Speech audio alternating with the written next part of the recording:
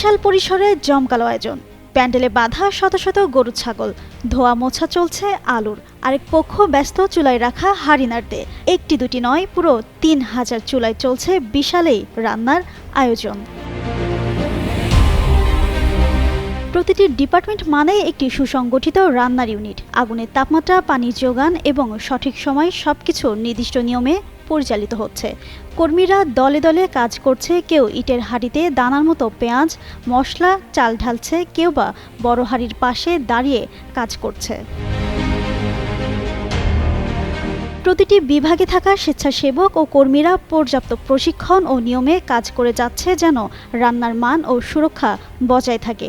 খাবারের আয়োজনের পাশেই পশুপালন ও পশু সম্ভারের বিশেষ অংশ গরু ছাগল সুন্দরভাবে পর্যবেক্ষণাধীন ও সুরক্ষিতভাবে বেঁধে রাখা হয়েছে যাতে ওরসের সময় কোনো বিশৃঙ্খলা না ঘটে।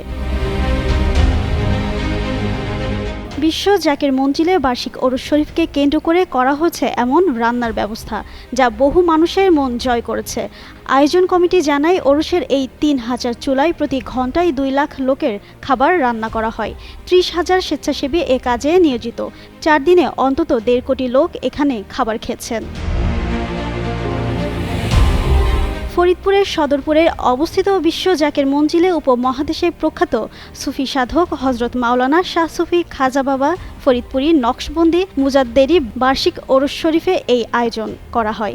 মঙ্গলবার বিশ্বের সকল মানুষের কল্যাণ কামনায় বিশেষ মোনাজাতের মাধ্যমে শেষ হয় ওরস, আর শুরু হয় ১০ জানুয়ারি ফজরের নামাজের মধ্য দিয়ে।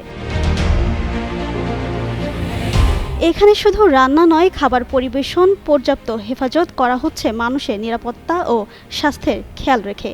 এটি শুধু রান্না নয়, এটি হলো সেবার এক বিশাল প্রয়াস। ওরসের রান্না যেখানে মিলেমিশে কাজ করে হাজার হাজার হৃদয়। জিনাত আরা ঋতু, যুগান্ত নিউজ।